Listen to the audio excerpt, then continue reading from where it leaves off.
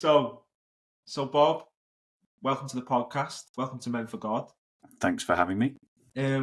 You've obviously got a lot of kind of experience in dealing with the way the world is now, but you've talked about the Western world being negative towards Christianity, that the kind of romance of the past when Christianity was in the institutions, it was dominant in the kind of social mind. That's not the case anymore.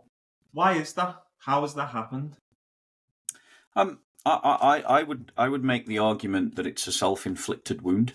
It's a self-inflicted wound from the Reformation.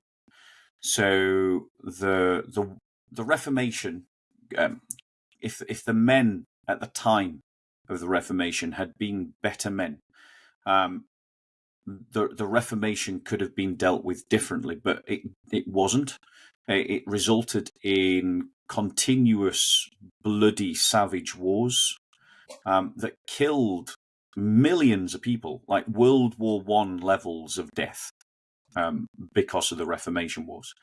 And this basically, it just led to a point where Western Europe collectively was just going, how the hell can we stop this cycle of violence? How can we get away from this? And a peace was struck in Westphalia, where it was agreed that each nation would have its religion. And a move started to emerge, which then became the Enlightenment, that tried to organize society and the nation, organize society around the idea of the nation state, and organize the nation state around its own agenda, around its own existence, i.e. there wasn't a greater cause higher than the nation state. The nation state was its own great cause. And this led to, as well as other movements that occurred in the Enlightenment, all aimed at moving away from religion as a way of putting religion on the back burner. So taking it off the high heat, because it was on the high heat, it was boiling over, it was getting mess everywhere, all over Europe, taking it off the high heat and putting it on a low heat. And so there were other moves as well. So we, as a society and culture, started to move away from revelation as an authority of organization towards the idea of reason and empiricism. Humanity, or the concept of humanity, became the touchstone of right and wrong in replacement of God. And all of these moves were to basically find a way to stop people fighting about religion. And so emerged this new understanding that we were citizens of a nation state, and that we should give our lives and our best to the cause of that nation state. Now, in the early part of this movement, in this early part of this shift, because basically everyone was still Christian of one stripe or another stripe, the nation states understood themselves as being Christians. So even, for example, when the United States of America was established, I think it was in 1776, you've got a constitution that is secular and liberal. The French Revolution, even though most people were Catholic, was actually very initially anti-clerical and anti-Christian up until the time of Napoleon, and the mass murder of the Vendée in France, killing like 20% of a certain region of the population. It was a genocide, an anti-Christian genocide, committed by a liberal secular state. And these two revolutions established a new way of thinking about how the institutions of the state should be governed. And they should be governed by this ideology called liberalism. And liberalism valued individual autonomy and freedom and the pursuit of happiness. And it instituted values like equality and fraternity among citizens, And happiness was understood in terms of what you could buy and what you could sell and what you could own. And it was a this world religion. It was a this world view. So the next world was not as important as this world. The thing is, as this ideology starts to cement itself into the worldview of the people, you start to see weird things happen. You start to see, for instance, Christians siding with the Ottoman Empire against other Christians who were fighting to liberate Christians from Muslim domination in the Crimean War. You see Christians slaughtering one another for their colonial empires and killing one another with this new rationalized industrial complex in World War I and World War II.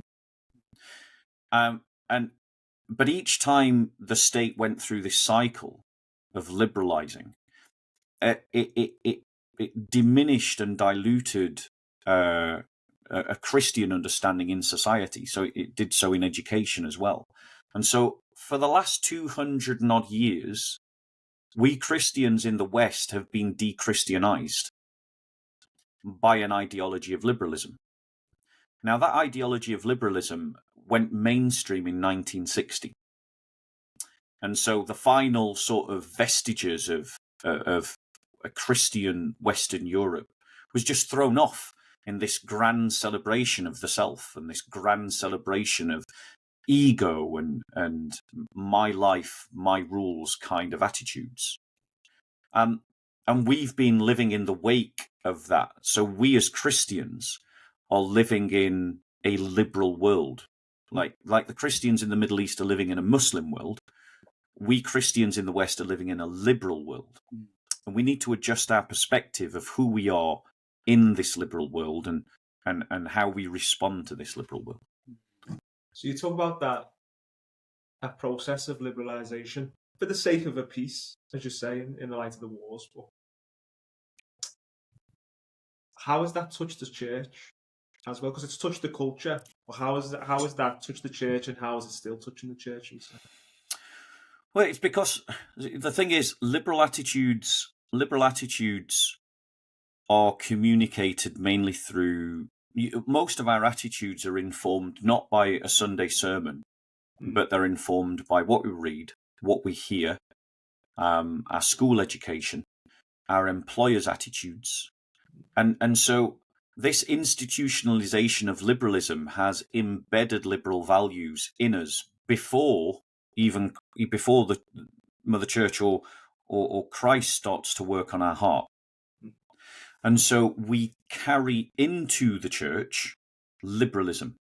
And if the church or if a Christian fellowship doesn't do a good job at contrasting and discipling the liberalism out of someone, but that person then is allowed to carry on, say, move up in rank within the church or gain a position of power, influence, or authority in the church. If their liberalism hasn't been discipled out of them, then they're going to carry their liberalism into the church and start teaching it from the pulpit. And so you end up with churches teaching liberalism because they haven't successfully discipled liberalism out of people, because many of the people doing the discipling can't even see liberalism in themselves. What are the fruits of like a liberal church then, when we look at, say that scenario plays out and the pastor's a liberal pastor? What does that church, what are the fruits of that? Well, I mean, one of the things that we've got to kind of make a distinction, because it is relevant to the discussion and that we're having, is that very recently, within the last 25 years, we've saw the emergence of a mutation of liberalism itself to an ideology that we can identify as progressive liberalism. So what the difference between progressive liberalism and liberalism is that liberalism believes in the nation state. Liberalism wants you to swear allegiance to the flag. It wants you to fight for king and country. Whereas progressive liberalism abandons the idea of nationalism and puts all of its chips on the individual self. Right. Right? So we see both kinds of expressions of liberalism and progressive liberalism in the church when, for instance, if you go into a Church of England church and you see a memorial to some nationalistic war or some regiment, you see the church taking on the role of a civic steward over the liberal rituals of this world religion. And an example would be Remembrance Day. So the Church of England takes a front and center role in doing that. And, it is the religious practices of a liberal nation state that's being honored there. There's nothing actually Christian about that. It's just covered in Christianity.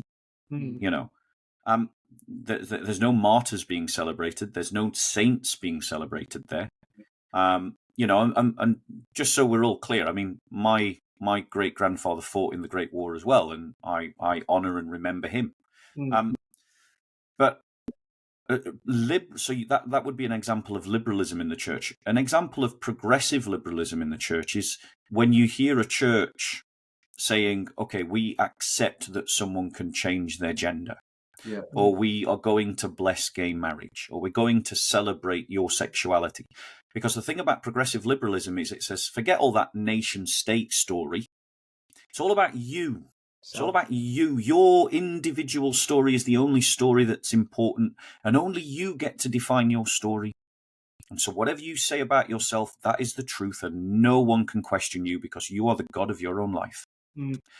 And so when you see progressive liberal values in church, is when you see the church not calling people to disciple themselves in Christ's teachings, but filter Christ's teachings based upon whatever that particular individual says is their own story, and building it around them.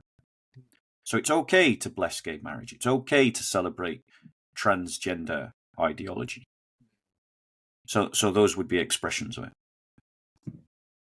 And then you obviously still got your Orthodox, I'll say small or Orthodox Christians who may reject these things or keep them at arm's length or don't engage with them. How does that then affect their mission, the mission of the church, in the sense of how that liberalization's come in? How does the church respond to this negative world that is liberal in its thinking? How has that affected the mission? Do you think where have we fallen short in that mission? Well, I think what's happened is we got sucker punched, or at least not us, but the generations before us, they got sucker punched. And they didn't see that liberalism was edging out Christianity, because it didn't happen all at once. It happened over 2 centuries. So it was not like Christianity just vanished. It took centuries for Christianity to evaporate as the main focus of our culture and world. And what that led to was a diminishing of the church's own identity as Christian, the church's own identity, or an understanding that the church has its own agenda that can contradict the state's agenda. Yeah, so intermingled in a sense. Yeah. And so what tends to what tends to happen is that Christians just go along with the culture. We saw that in Nazi Germany, where a lot of Christians in Germany just went along with an ideology that has absolutely nothing to do with Christianity at all. We saw that in the apartheid in South Africa. We saw that in the apartheid in America. There's always this danger, and it happens in every generation, that we bring our own culture in and we don't let that culture get transformed by Christianity. So what's happened is that the church has had a diminishing of discipleship, a diminishing that actually, as Christians, we've got our own identity, right? When we're not British, we're Christian. Yeah. We're not Europeans, we're Christian. We're not white, we're Christian. Like we've got our own agenda, which is that we want to see the kingdom of God established. Yeah. We're not interested if the United Kingdom breaks up or whether we're inside of Europe or outside of Europe.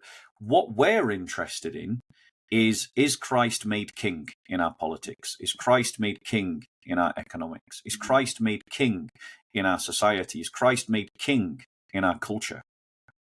And that gives us an agenda, because, you know, it gives us something to work towards. Now, in the past, the Christians, the thing that Christians established, historians later called Christendom. And I think the Christians at the time called it Christianitas. Or they might have even called it Christendom, actually. I think that might even be a Latin term. So essentially what Christians are looking for is, or need, essentially, is a recovery of our sense of purpose. Yeah. A recovery of our sense of identity. A recovery of our sense of confidence that Christianity is actually the answer that everybody needs. You know, and that starts with us actually not compromising. Yeah. On key touchstone issues. You know, we've got to separate ourselves from the wider culture in visible, significant ways, so that people look at us and go, those are the Christians. You know, and we're quite proud of the fact that we're being identified as Christians. Yeah. We're reading about Daniel at the moment, as men for God, and we're looking at Meshach, Shadrach, and Abednego, and how they would have been in high authority in Babylon because of what happened with the dream interpretation, and Daniel put them in that place of leadership. So they would have been living in nice houses, nice foods, status. Yet they refused to bow down to that idol when it was called upon them, and they saw all those things as worthless in return for glorifying God. Do you think that the reason we're in such a mess, or the reason why a lot of Christians aren't standing up, is because it could mess up their easy life? Oh, absolutely. Yes. So that's the crux of this. Yeah. Well, it's definitely. I mean, there's never. The answer to any question is never one. Rarely is it only one answer. Yeah. But this is definitely at one of the crux points of why the church is so weak. Is that a lot of the church is just very comfortable. Yeah. And to tackle the big problems that we face, like tackling the fact that we're losing all of our youth, the fact that we have no family creation within the church, the idea of standing up to liberal ideology and liberal culture and liberal politics, the idea of standing up to Islam and Islamification, of standing for persecuted Christians. All of these things will actually take sacrifice. Yeah. All of these things are if we're going to have any success in dealing with them at all, we've got to sacrifice. We've got to pick up our cross and we've got to follow Jesus. And the cross is not a symbol of comfortableness. It's a symbol of sacrifice. And so a lot of Christians, they don't want to do what's necessary. Not because they can't see it, imagine it, or discuss it. It's just that when they do see it, imagine it, or discuss it, what they realize is that they might lose their nice job. Yeah. They might lose their nice house. They might become a social pariah in their nice chattering class of circles. They might not get invited to the dinner parties and to the nice punch bowl. I mean, I don't know what middle class people do. I'm not one. So, whatever they do, right? Whatever they do, yeah, they're gonna start becoming social pariahs. Yeah. Right. But the thing is, if you look at the history of the church, some of our greatest heroes were seen as criminals. Yeah. Yeah. They were the bad guys, according to everyone else. You know, when St. Boniface cut down that tree that was worshipped by the pagans, they didn't exactly go, hey, that was great. You know, he was seen as the bad guy. When St. Paul went into the city and preached and resulted in being beaten and whipped and kicked out of the city, he was seen as the bad guy. When they crucified our Lord, he was seen as the criminal. So where have we got this idea from as Christians that the only way that we can be Christians is to be socially acceptable to the ruling classes? Yeah, so good. It is a challenge, though, Bob, isn't it? In a sense of you're almost given a consider your ways, a Haggai, a kind of, the temple's in ruins. But we've been so welded with the state for so long. Yeah. Do you think it'll take a generation of persecution, or it'll take it to get worse to shake the church out of this? Or I think it's already happening. I think that the conversations have started. I think a lot of Christians are waking up to the fact that we are in a post-Christian society in which the liberal state is quite happy to persecute Christians, quite happy to look the other way when Christians are being persecuted, and not do anything. And we've seen that quite literally when, for instance, the confessor Nissa Hussein, who's a convert from Islam, the police did nothing to protect him when a hate campaign was launched against him by his Muslim neighbours and the local Muslim community. Him and his family were in danger, and it resulted in an attempt to beat him to death in the street. And he was driven from his home. And the state did nothing to protect him. And here's what's really terrible, is the Archbishop of Canterbury turned his back on him. When Nissa Hussein tried to speak to the Archbishop of Canterbury, the Archbishop of Canterbury turned his back on a confessor of the church, because to deal with the issues that Nissa Hussein presents to us all means that we have to contemplate some uncomfortable questions. It means that we have to contemplate, actually, maybe the state is not on our side. Maybe we need to organise legally to guarantee our own security. Maybe we need to organise to confront the state about its hypocritical social and cultural policies. Maybe we need to pick a fight, within the terms of the law. And that involves sacrifice. It involves confrontation. And there's one thing I'm sure that the middle-class English people don't like to do, and that's have an argument. They'll do anything to avoid it. Let's just be polite and nice to one another and bitch about one another behind one another's backs. They don't like confrontation. But that's exactly what the church needs right now. It needs a confrontational spirit, but it needs to organise itself appropriately so that it can sustain itself in the confrontation. And our parish systems and our club churches, and please ask me to clarify if I use a term you don't understand or I'm not clear, but the way we do church today is not sufficient to the tasks that are in front of us. How do we make it sufficient? Well, we've got to consolidate. Now, you guys are both military men, I understand. I'm retired. He's still serving. Okay. So as military men, when the front line of an army has been broken, what is the strategic thing to do? Yeah, back out and consolidate. You back out and you consolidate. And then go again. And then you go forward. That's what the church needs to do. Our front line was broken in the 1960s, right? The enemy has stormed the gates, right? They've outmaneuvered us. The strategic thing for the church to do now in the 21st century is to retreat and consolidate, to pull out, to consolidate, and then start evangelizing from our new borders, from the new front line. Consolidate our resources, consolidate our people, consolidate our energy, and then evangelize along the borders and within the areas that we can gain control of.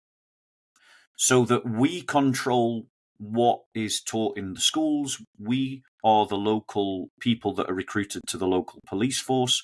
We end up serving as the magistrates. We end up being elected as the local councillors. We end up being elected as the MP. It's only through consolidation that we can regain the initiative. Now, as military men, I'm sure you understand that that's tactically sound. The problem is a lot of our clergy are not au fait with any science apart from theology. So whenever they see a problem, they just look at the Bible and look for some theology about it to understand it. It's not necessarily helping them, And so as Christians, we've got to have a wider conversation that takes theological principles and finds real world applications, right? That we've got to learn how to translate what the ought is to how we do it.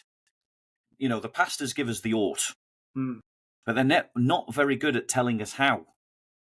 And it's that how conversation we need to get better at having. What role do you think in that, Bob? Because you're talking about looking at the Bible. I've found a lot of solace in looking at church history and Yeah. seeing the church has been through a lot of these kinds of situations, and it's came up triumphant. It's had to Amen. work through them for centuries. What do you think the kind of, for just a Christian who's on at the working class level, or just a lad in the congregation, the importance of knowing church history in these times? I say it's fundamental. Mm. How can you be deep in your identity as a Christian if you don't identify with the history of the church? Mm. You know, think about it. The book of Acts is a history book. Mm. You know, Hebrews chapter 11 is a celebration of other saints, you know, of the great and the holy in church history. And so it's a very biblical principle to know your history. And it's a very biblical principle to celebrate your history. Mm-hmm. And so as Christians, we need to be doing that, not celebrating British history. You know, and I would say quite literally to everyone, like to every white working class lad, particularly considering the liberal progressive agenda of villainizing white men and Christians. Why would you want to defend a state that keeps spitting in your face? You know, it's literally telling you you're the enemy, you're the bad guy. Well, I've got a better appeal for you guys. How about we fight for the kingdom of God? How about we fight as valiant soldiers under the banner of Christ against sin, the world, and the devil? The devil who prowls the earth like a roaring lion seeking the ruin of souls. How about we stand up to the communists? How about we stand up to the Islamists? How about we stand up to the progressives? How about we inspire ourselves by the martyrs? We inspire ourselves by the crusaders. We inspire ourselves by all of those Christians who gave their lives before so that we can be Christian today. And we act like they do so that others can be Christians in the future. Wow. Have a sense of history. Yeah, have a sense of history. I think moving from history then to the present, you've already mentioned some of them in terms of ideologies and that seek to usurp and take over society, or ideologies that are also a threat to the church. Could you unpack them a little bit? Like, what are these threats? What do they look like that we're facing? Right. So, I mean, we've talked about liberalism. I mean, liberalism is its own threat, and we've touched on progressive liberalism. You've also got, I mean, communism is an offshoot of liberalism. It's like a cult of liberalism. A bit like progressive liberalism is a cult of liberalism. You know, communism emerges again out of this sense of we start with humanity, we start with the human person as the touch point of what we want to do, but they focus in but they understand it within a sort of class struggle, and the idea is that by creating a different kind of economic structure, a new kind of humanity will emerge, the communist man.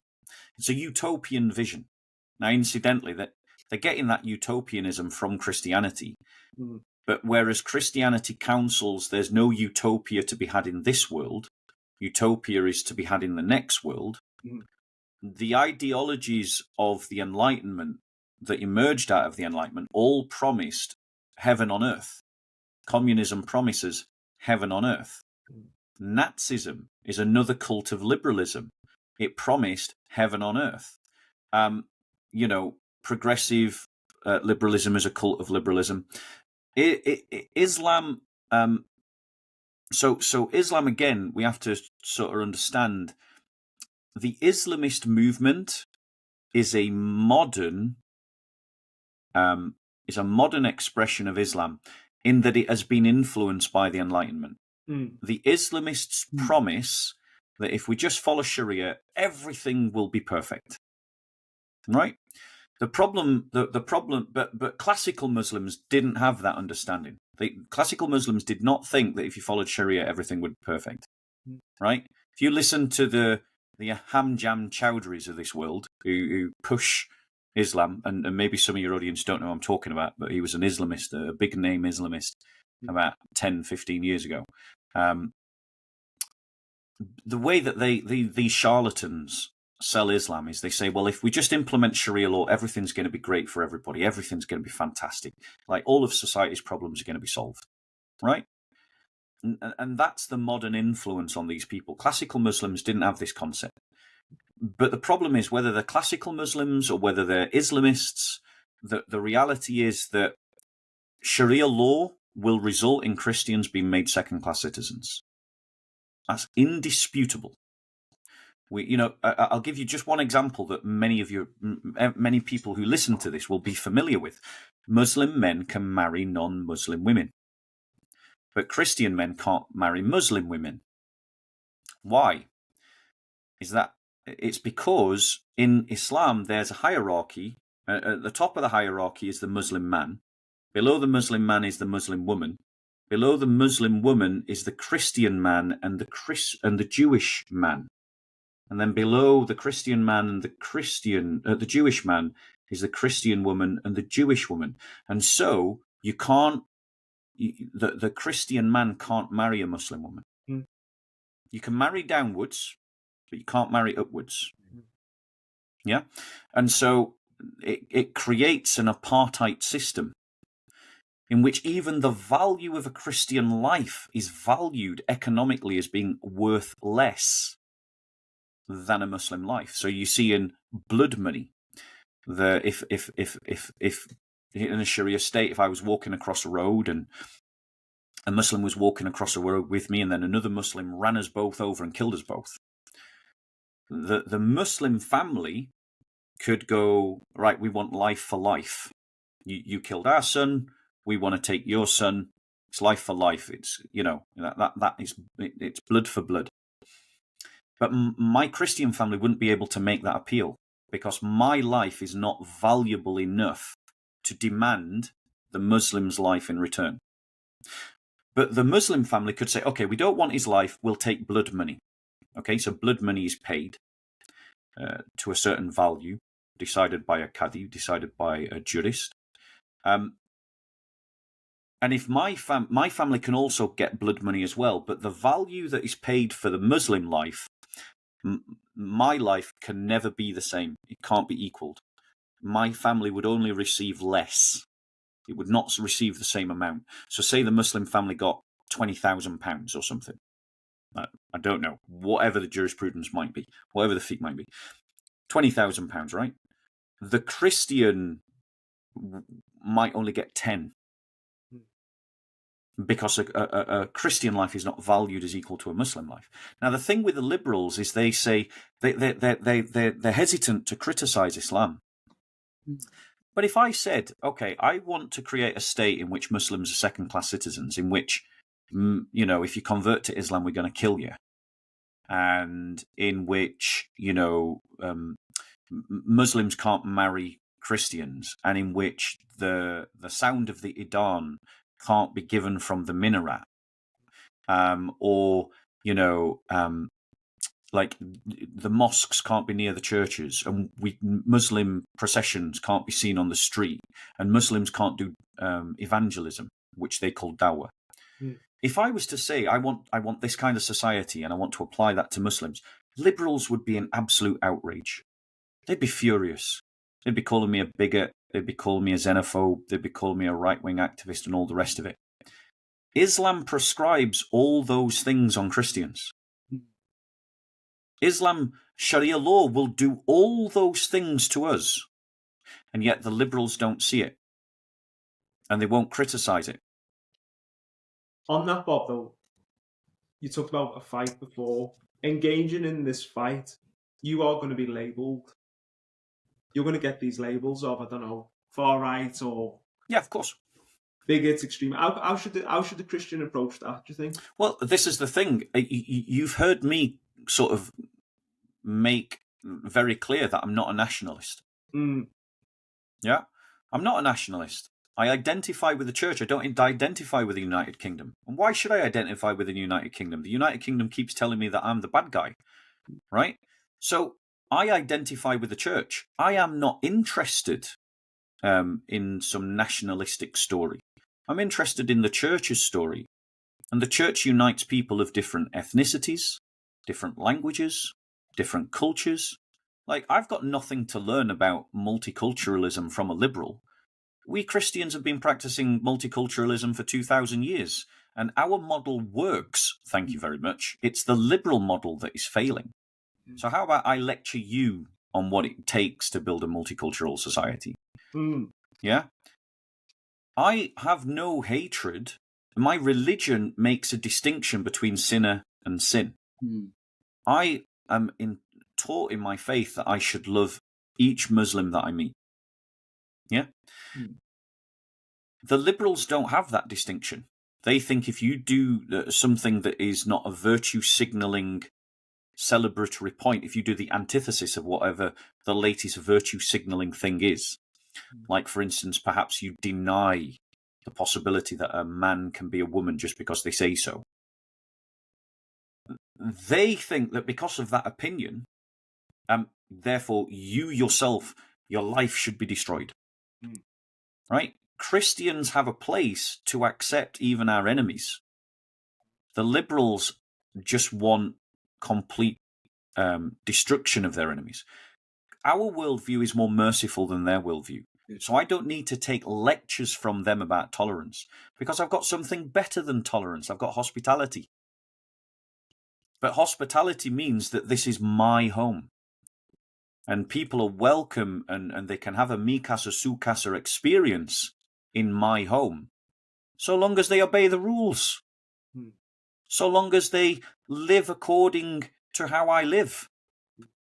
They're welcome to use every room in my house, so long as they follow my rules. But if they break my rules, then I don't need to keep them here. So the Christian, the individual, and I know we're branching out to thinking as individuals, but I'm thinking about the lads we work with and stuff like that. Yeah. What do they need to do? What do they, facing all of these things, what would be your, maybe, I don't know, your 3 pillars that they need to grasp? I'll give you more than 3. They need to organise. Sorry, they need to unite, firstly. Forget all this denominational nonsense. Protestant, Catholic, Orthodox. Okay, you've got your differences, all right? And let's not pretend those differences don't exist, because that's childish and immature. But those differences are not as important as the challenges that we face. Yeah. Right? So let's deal with the challenges that we face, and let's not lose sight of those challenges to argue about our differences. So the first thing that we need to do is unite. The second thing that we need to do is to organize, because nothing in society changes without people organizing. We need fraternities, we need societies, we need brotherhoods, we need things like chivalric orders.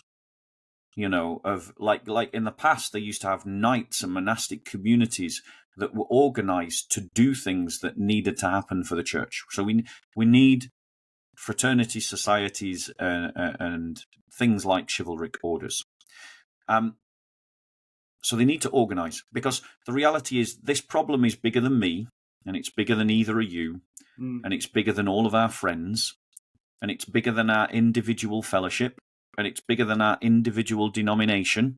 But the reality is there's no problem that's too big that if you don't throw enough people at it, you can't find a solution. So it's about mobilizing enough people to deal with the challenge that we face and organizing them right in the right way to do it. So they need to unite, they need to organize, they need to train.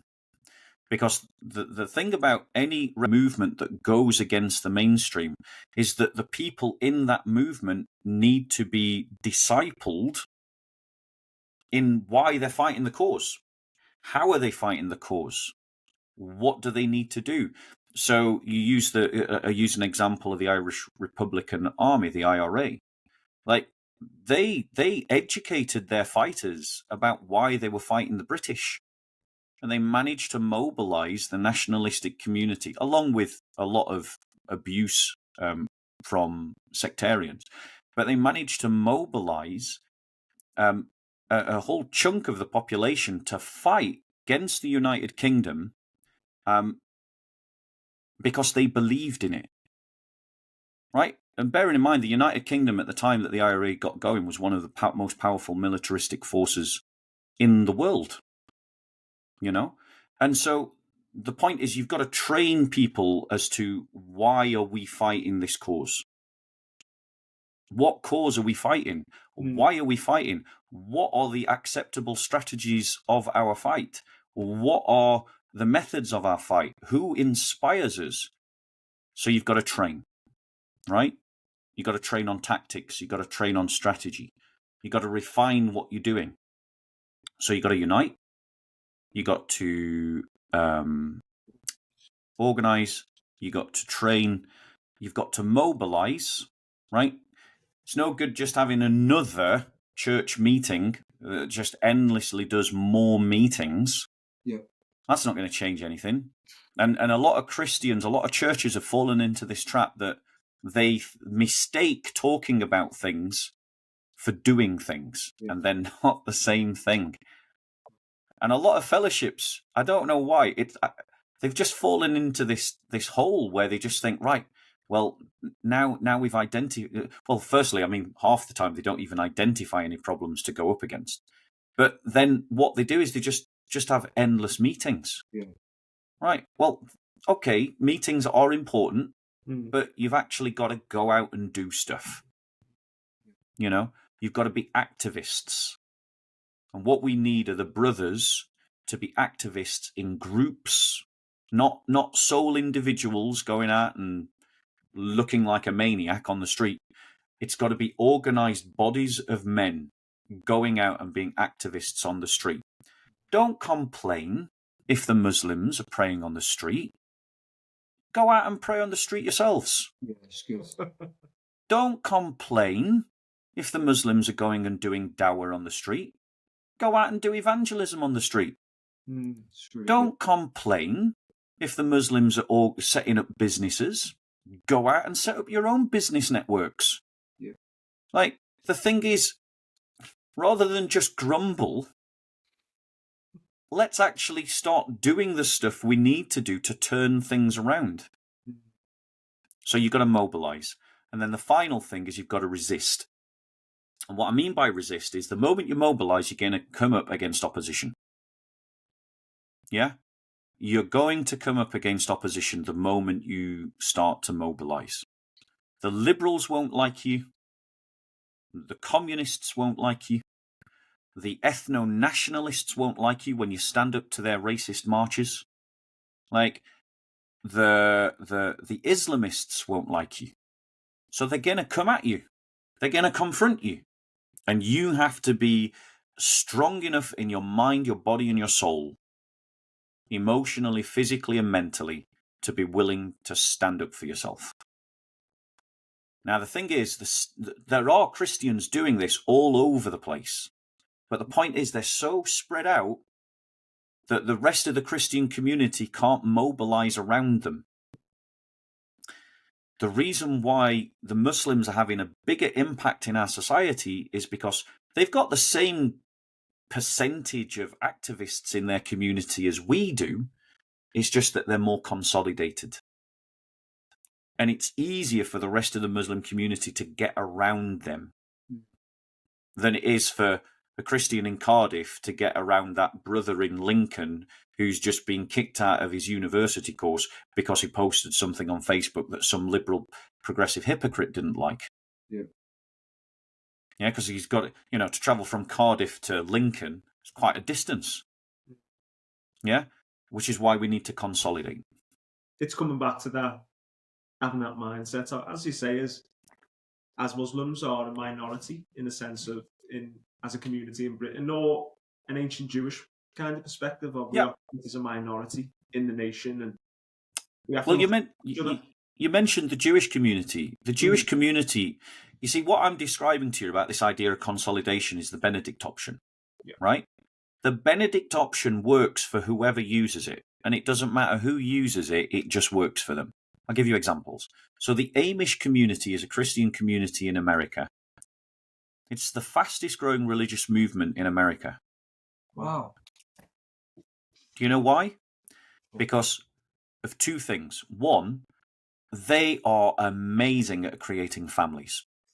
They are deliberate about creating families. Their whole structure of their lifestyle is about creating families. And then they have large families. And then, and here's the most important thing, they don't lose their children.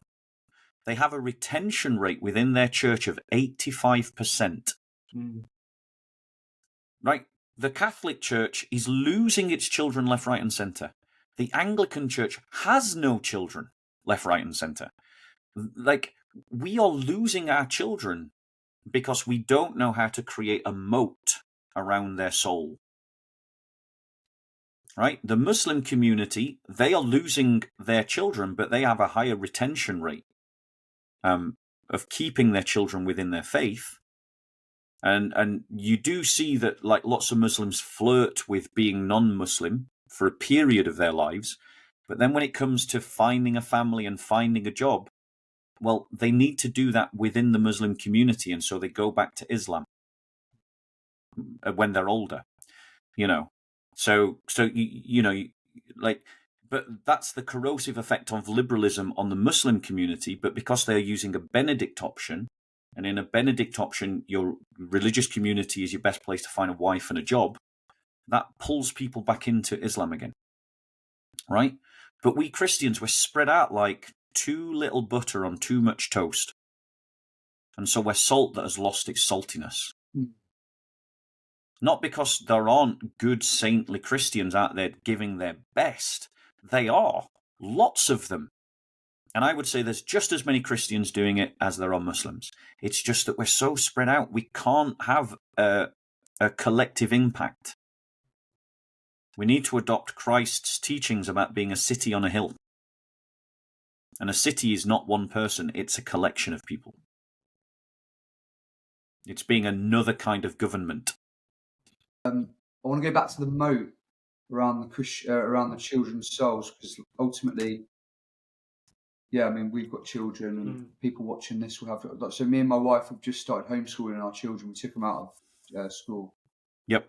My thinking is, you know, quite a few people around me are sort of annoyed at that, because they're like, your children need to be the light and all that, and I'm like, I wouldn't send a recruit into a war zone. I want to build them up first before I send them out there to be the light. Yeah. But just going back to that moat, what you just said there about putting a moat around our children's souls, how do we do that? What does that look like? Yeah, so let's look at the Amish, right? Because the Amish are the example par excellence. As I say, they have an 85% retention rate of their youth. That's massive, right? There ain't no church in England that's got an 85% retention rate of its youth, except for one group, the Bruderhof. The Bruderhof are the only group in the UK that have a similar retention rate of their youth. And do you know why? Because they copy the Amish. Great people, Bruderhof. Pretty much like the Amish. So the way you create a moat around the soul is that you create a lifestyle that makes the world alien, and that you become alien to the world. You dress differently, you think differently, and you live differently. And then you raise your children in that difference. You double down on what makes you different to the world, right? And then you raise your children to value the lifestyle that you're giving them, the customs, the traditions that you're giving them that help to secure that identity, that sense of history, that sense of belonging. And then you educate them that the world around them is essentially the enemy, the opposition, the group that we seek to convert, that actually liberalism is a disease and that Christianity is the answer to that disease. Now, this, however, is not something that families on their own, an individual family on its own, is going to be able to do in a really deep way. The reason is you can't isolate yourself. Yeah. So this is, again, why Christians need to collectivize, why we need to consolidate. Yeah. We need to live out a full-fat Christianity, which means that we celebrate our own history, we live out our own customs, our own festivals, our own praxes, our own teachings, and we weaponize it economically and politically. So if there's that cafe that puts up the LGBTQ flag, well, all the Christians in the area organize a boycott. And if they hear about a Christian who set up a Christian who set up their own cafe, all the Christians start going to that cafe. Yeah, you've got to create a sense of difference and alienation between you and the world around you. That's how the Amish are keeping 85% of their youth. That's how the Bruderhof are keeping 85% of their youth and more. Because they are saying, actually, the liberal Western world is wrong. Christ is right. Being part of the church is more important. And the church is different to the world, so we live a different life. And they dress different, they behave different, they act different, they talk different, they celebrate different things. Yeah, if you've never been to the Bruderhof, go and visit them and you'll see exactly what I mean. Or just go watch some documentaries about the Amish. Now, I'm not saying that I want to be clear, I'm not saying that we should all become Amish. I'm not saying that we should all become Bruderhof. I'm saying that we need to learn from them and then find applicable lessons to our own communities.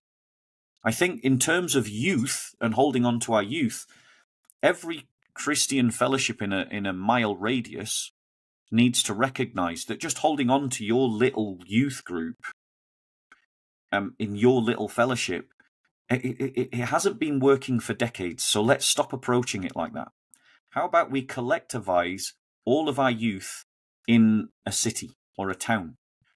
All the Christian fellowships put all their youth together in one group, and then they all send workers together to minister to that group, so that group goes from being 7 youth here and 2 youth there and 13 youth at that church, and suddenly it becomes 60 youth or 100 youth or 120 youth that are well supplied and well ministered to because they've pooled all their youth work energy together. And you create amongst those youth a sense that they are Christians, not the world, that we are a different people to the people around us. And you give them a culture and a way of life that is not like the rest of the world. And when they reach an appropriate age, we encourage them to get married to one another. And we deliberately facilitate helping people get married. And we facilitate helping people find homes, and we facilitate helping people do well in business and do well in education. So that our youth become bound to the rest of the church. They understand that they are Christians and that they belong to a community, rather than they just go to a club, a youth club, which is an optional membership. So is there anything in the UK, like, is there any sort of organisations already doing this that we can bolt into? Or is it like a case of we have to start from scratch where we are? Depends where you are in the world. So certainly the Bruderhof are the closest to what I'm describing. And the Bruderhof are down in the south of England. However, I don't think the Bruderhof are perfect. I think they're pacifists, which I don't see any. I don't see that Christianity teaches pacifism as a moral obligation. The Bruderhof are rubbish evangelists. Like, they don't do hardly any evangelism.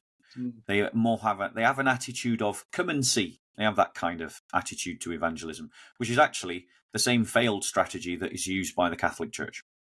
Come and see. It doesn't work.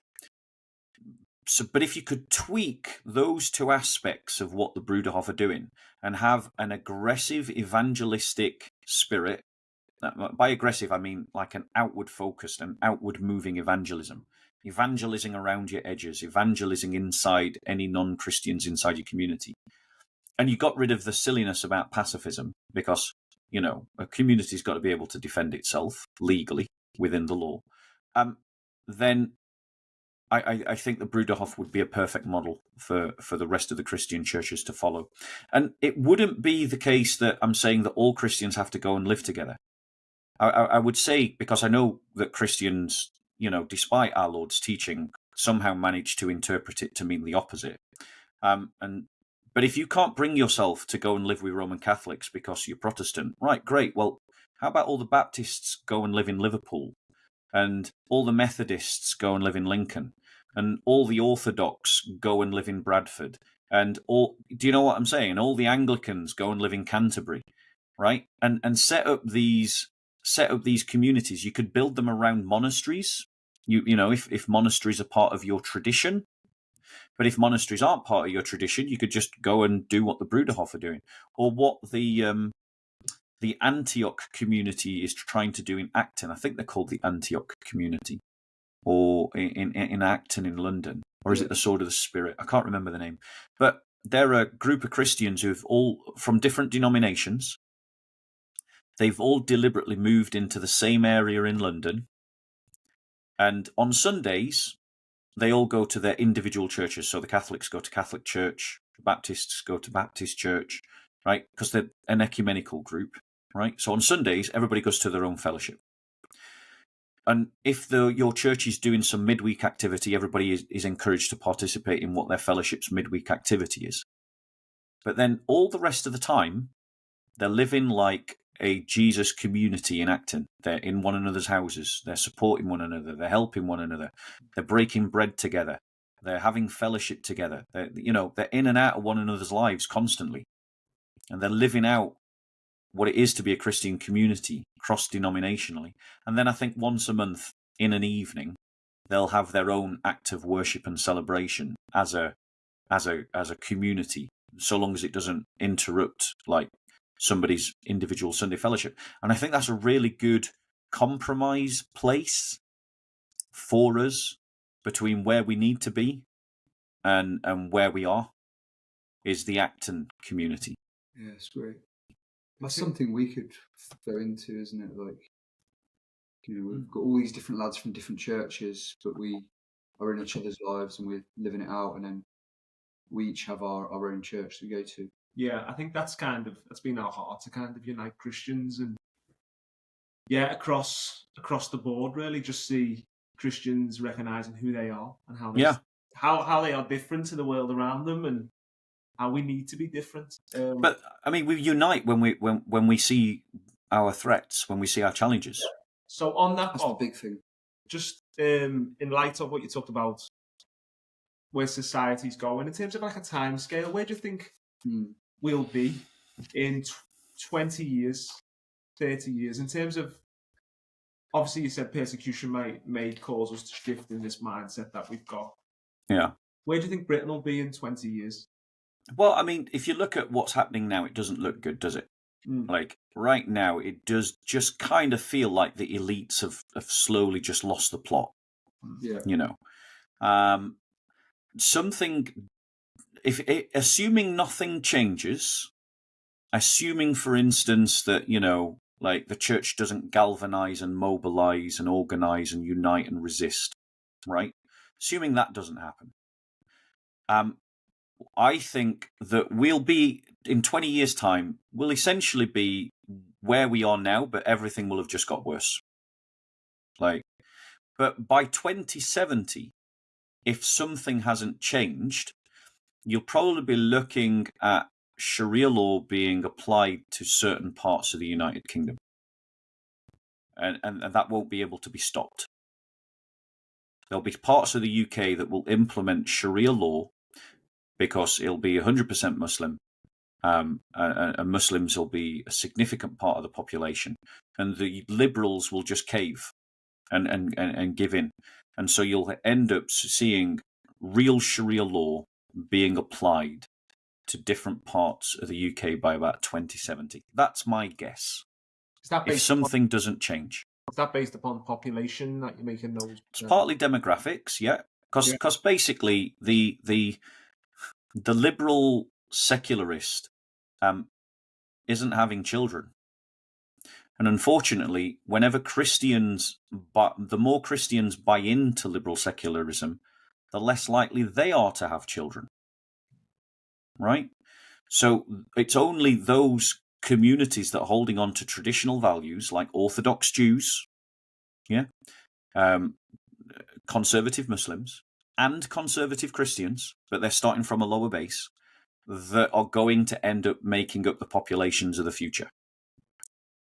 But the problem is, the conservative Christians who are rejecting liberalism are actually starting from a much lower number. Right? We can all feel liberalism is failing. We see it in our streets. We feel it in the fact that we can't get jobs, we can't get houses. The institutions of the state are failing to deal with the problems that our society is facing. You can't even control our own borders,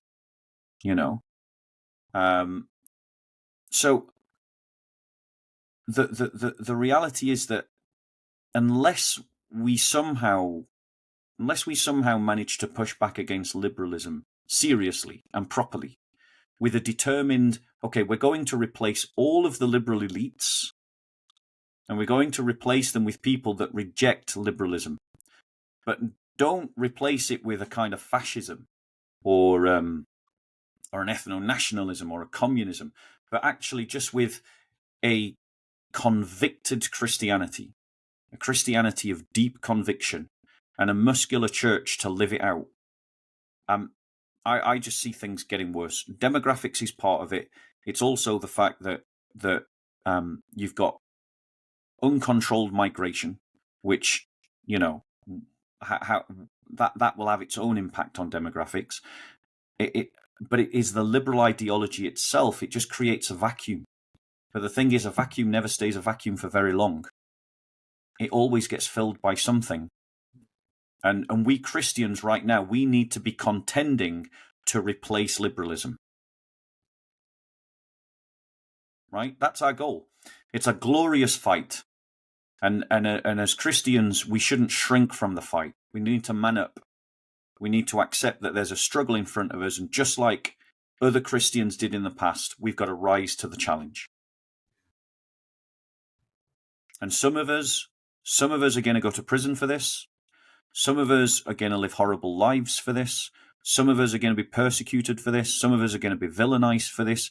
But if we keep our eyes fixed upon Christ, the author and perfecter of our faith, if we remember to carry our cross every day, if we allow ourselves to be inspired by the martyrs, and we move from a place of deep conviction that actually it's Christianity that is right, that is true, that is noble, then just as we have won in the past, we can win again. The church has been on the ropes before. The church has been on the back foot before, if you know anything about church history. And it's at those moments when the church is looking to be at its most in despair that men of deep conviction and women of deep conviction rise up and do what needs to be done to push the church forward. And I believe that will happen again in Western Europe. Bob, you're like on the front lines with the things you're talking about here. You're down at Speaker's Corner, and like, would you, if you feel comfortable, would you mind sharing some of the things that you've had to sacrifice, or some of the issues you have on a sort of daily basis, so that we who want to step into these things as well can see what it takes, if that makes sense? Well, I mean, you got to box smart. I was fighting this culture war long before I appeared at Speaker's Corner. Yeah. So I've lost jobs because of this. I have lost friends because of this. I've even lost Christian friends, the nice, comfortable kind of Christian friends, the ones that just want a nice, cushy cream cake and tea churchianity, the culture club Christians. I've lost those. I have I've been in a ruckus a couple of times. I've had to defend myself a couple of times. I have, I've had my run-ins with the law. But I would say I haven't had to sacrifice as much as some other people. So, for instance, there is a confessor of the faith who you guys probably know, Hatem Tash, doing exactly the same kind of thing that I'm doing. Though she took a different approach. She took the approach of being a bit of a shock jockey, which, according to the liberals, is supposed to be her right. And Islamists tried to kill her multiple times. Yeah. Nisa Hussein, another confessor of the faith, another convert from Islam, he was driven from his home. He lost his own home in the United Kingdom. He's technically a refugee in the United Kingdom, driven out of Bradford. Yeah. Christians are losing their homes. But the reality is that, if you're going to pick a fight, you've got to be willing to fight, haven't you? As two ex-servicemen, you understand that there's no victory without sacrifice.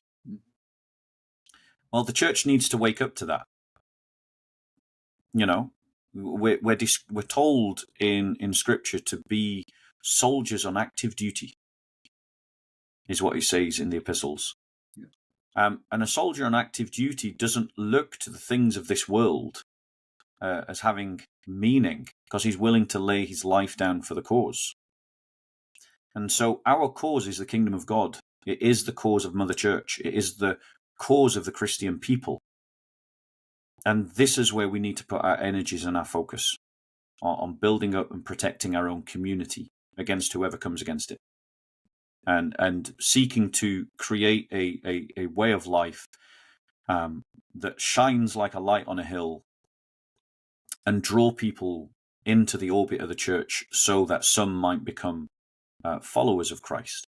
In terms of this fight then, Bob, because the whole theme is that we're in a battle and wake up to the battle, church, wake up to the battle, Christians. What qualities? We obviously work with men, cultivating them, Christian qualities and living Christian virtues in a sense. What virtues do you think are prominent for a Christian man in these times? What qualities do we need to embody? Yeah, so I think, again, Christian history doesn't leave us unequipped. The chivalric code, the knight's code, is a Christian warrior code. And it was about teaching barbarian knights who were brutal and savage. It was teaching them to be gentle, which is where we get the term gentlemen from. And I'd advise you to look at C.S. Lewis's writings on chivalry, right? Because the Christian knight took barbarian brutes, warriors, and it turned them into gentle men. Not that it stopped them being warriors, it just meant that it added something to what they already were, right? Which was, they were men of violence, but the church taught them how to be gentle and meek, whilst they were still knights. And then you get from that the Knights Hospitaller, the Teutonic Knights, the Knights Templar. You get all these chivalric religious orders of knights. What we've got now is the opposite. We've got very gentle men that need to learn to fight. And the chivalric code can teach them. We've got to teach people how to be stoic, how to embrace sacrifice with cheerfulness, how to control their own fear, how to appreciate that we don't need to fear anyone but the Lord. That we need to teach them to be physically strong. We need to teach them emotional intelligence, because the best soldier is a one that can think. Yeah, the best soldier is the one that is both in touch with his compassion and his fury, and can can control his own emotions and not be controlled by his own emotions. We need to teach them to be physically strong. We also need to teach them to be mentally strong, and they need to be culturally, politically, and rhetorically astute. Like, they need to be able to articulate themselves well. Because unless someone comes at us physically, our battle is with words. Our battle is with art. Our battle is with kindness. Our battle is with evangelism. Like, nothing needs to get physical unless someone gets physical with us. We're not out there to be physically aggressive. Being physically able to defend yourself is important. But so for most of the fight, let's call them cultural warriors for want of a better term, for most of the fight, it's a fight of the mind, a fight of words, and a fight of sort of political activism, perhaps, civically disrupting something or protesting against something that is against the Christian faith, or harming the Christian community, or protesting for the persecuted church and raising awareness about the persecuted church. And then when you do that, people are going to come back at you with, oh, well, what about the Crusades? Well, you've got to be able to answer that question. So you've got to learn apologetics and you've got to learn polemics, which is why you've got to be deeply rooted in the Christian tradition, its values, its doctrines, its history, its culture, its customs, its traditions. You've got to be au fait with all of that so you can articulate why you're doing what you're doing. Yeah? But let's be honest. I know from direct experience, like when they tried to stab Hatun Tash at Speaker's Corner, that there are going to be men of violence that come against us, and you might be called upon to defend yourselves, and you might be called upon to defend your brothers and sisters, and you've got to be able to do that as well. Because the police, when you want them, are not going to be there. And they're probably more likely to arrest you anyway. Yeah. I don't have any confidence in the state anymore. Like, me and three brothers got set upon at Speaker's Corner by about 15, and we were beat up. We lost the fight. we lost. And I went to the police and I said, "Hey, I can identify who attacked me, and I want to put in I want you to press charges. I want to press charges." The police literally let him walk out of the park. Didn't even try to give chase. And we caught it on camera. Literally, the police allowed the guy to jog out of the park, even though I'm pointing at who he is, and the police didn't even try to chase him. And once he got out of the park, the policeman turned around and said, "Would you like to file a complaint?" So I now personally have no confidence anymore that the police are going to be able to protect me. How do you protect yourself now from Speaker's Corner? Well, one of the things that I want to encourage every Christian fellowship to do is start martial arts training. We do, yeah. That's what we do. Every Christian fellowship usually has a sports hall. Well, let's start using that for fitness and start training up the men in the church to be physically fit and to know how to defend themselves. If you go to Golders Green, the Jewish community have their own security team. Now, they need it. Unfortunately, that's the world that in London, a world that's anti-Semitic. And so they need their own security force, completely legal. It works with the police, doesn't work against the police. But, if you go into Golders Green to cause trouble, you're going to be met with people that can handle themselves and can handle you out of the situation. Right? Well, Christians need to be organising themselves in that way. Yeah? Because when you need the police, they are not going to be there. The police aren't on our side. Yeah. They are only on the side of the liberal elites, and they are more interested in policing your Twitter accounts than they are stopping knife crime. Yeah. Wow. So in light of all this, Bob, I think a lot of people can struggle with despair of where it's going. As Christians, obviously, we're not people of despair, but even as brethren, a lot of people can struggle with despair of how the nation's going or yours. Yeah. How do we meet that despair? It's a really good question. And the thing is, as Christians, it's about discipleship is also about discipling your heart. It's discipling the way that you think. It's discipling the energies out of which you move. So you don't act out of anger.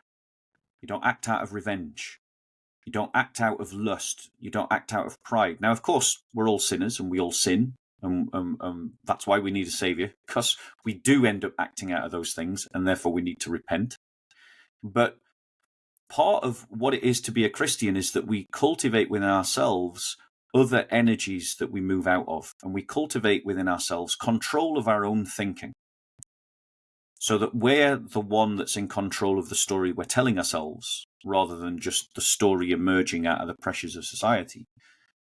And part of what it is to be a Christian man is to be a man of hope. Now, the chivalric code describes hope as that firm belief that by your actions you can create an effect. It is the firm conviction that you can make a change. It is the firm belief that through actually doing something, you can change the situation. That's why Christian knights would often charge into battle when they were outnumbered 3 and 4 to 1 and then win. Yeah, if you don't believe me, go and look at the Siege of Malta. Defenders of the West. Yeah, go and look at how the Knights Templars often, like, go and look at the Third Crusade. Like, there's countless examples of Christian knights being totally outnumbered, right? But because they were so convinced of their own discipline, and so convinced of their own cause, and so convinced of their own, and so determined to win, with the belief that by these things they could, that in many cases we see Christians turning hopeless situations around.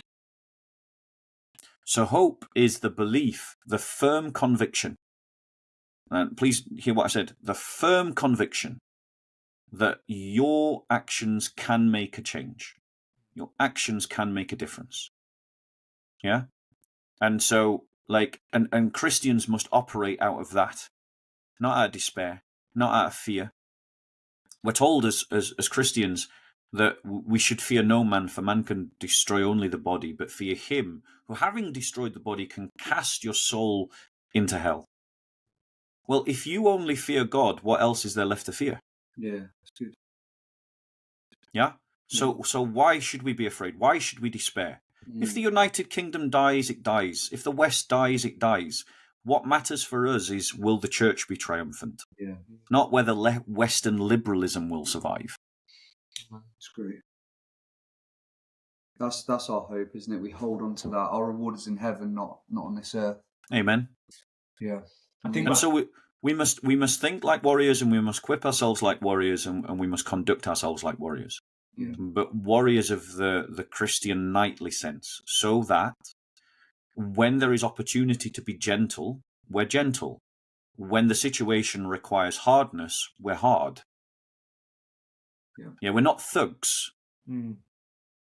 You know, we're not brutes. We're not like, you know, the kind of drunken louts that go out and start picking brawls because their football team lost. Yeah. Right? You know, we don't chuck bottles where children might get hurt. Like, we are someone that defend the weak, and we defend the oppressed, and we defend those that Scripture says to save those that are being carried, that are being taken to their deaths. We're instructed to positively act. And so as Christians, we must recover this sense of Christian knightliness. Yeah. Now, for someone like me, who's been an academic and a bookworm for most of their life, I need to do more of the martial training, right? Because I've got the head note, right? But I need to do more of the martial training. For you guys, you're probably in the right place already, because you've got the military physicality bit down already, and you've also clearly got the academic side down already. But you're going to meet lads who are maybe more the brawler, and they haven't got much of the head knowledge. And so as I move this way. Some of the lads you know are going to have to move this way, and you two are probably about right. Maybe you need to adjust to the left or to the right, but you're probably in the right place, and we need to become more like you. Soldier gentleman. And that's what a Christian man is. He is a gentleman, they say an officer and a gentleman, right? But it's the idea of a soldier and a scholar being combined, not to the exclusion of one quality over the other, but embodying both qualities at exactly the same moment, a soldier and a scholar. Yeah. Bob, it's been Amazing. It's been edifying throughout the whole time.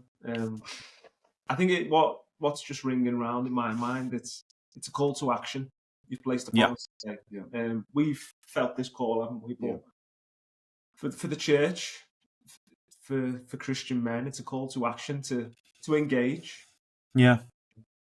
And I think the thing is, go on. Sorry.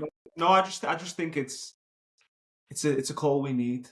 I think it is a klaxon call. It is a klaxon call because the liberal West is dying, and we'll see that it's decaying. I reckon in around 2070 if things don't change, and we as Christians need to be thinking about what comes after the West. Okay, but the point I would make is there's still enough of us to change things around. There's still loads of us. We're not in any way beaten. It's just that our leaders aren't organising us appropriately to the challenges that we face. But if we were organised appropriately to the challenges that we face, this situation is more than recoverable. More than recoverable. I'm not in any way despairing. Yeah. You know? And the church has been in worse places, even if it doesn't recover. Like, the church has been in a lot worse places. The point is, I guess my central theme for this talk is we've got to deal with the real issues. Yeah? Right? A lot of church life is taken up by unreal issues or not particularly big issues. They're just kind of like a mini-series of individual little issues, of individual mini lives, which is fine. I'm not knocking that. But there are bigger sociological, economic and political questions that church needs to be facing up to. And we need to be having a conversation about it. Men disciple men. That's how you make disciples. Not a church program. Yeah. Not another study group. It's men discipling men is what makes disciples. And we need to raise up. And the other thing is, more men would join the church if it actually sounded like and actually behaved like it stood for something. Yeah. You know, there is a reason why a football stadium can easily pack thousands of roaring men into it. Why? Because it has a sense of them and us. It has a sense of belonging to a side. There's a sense of competition. And there's a sense of beating the other. Right? That speaks to men. Well, the church is in a situation just like that, but it's a real life situation. It's not a football game. So let's talk like it. Let's behave like it. We've got an opposition. Okay, great. So there's a them and us, and we're on this side, the side of Mother Church, the Christian community, and they're on that side, and we want to beat them. That's my goal. And I want all of my politics and all of my economics, all of my culture and all of my society to be organised around Christian values, Christian principles, and Christian doctrine. There you go. Amen. Now you've got something to fight for. Yeah. So let's get going. Yeah, let's do it. The enemy's that way, guys. So let's go forward. Let's go. Do you mind if we close with the Lord's Prayer, Bob? Yeah, of course. Yeah. Pray together. Yeah. Yeah. Our Father, who Who art in heaven, hallowed be thy name. Thy kingdom come, thy will be done, on earth as it is in heaven. Give us this day our daily bread, and forgive us of our trespasses, as we forgive those who have trespassed against us. And lead us not into temptation, but deliver us from evil. For thine is the kingdom, the power, and the glory, forever and ever. Amen.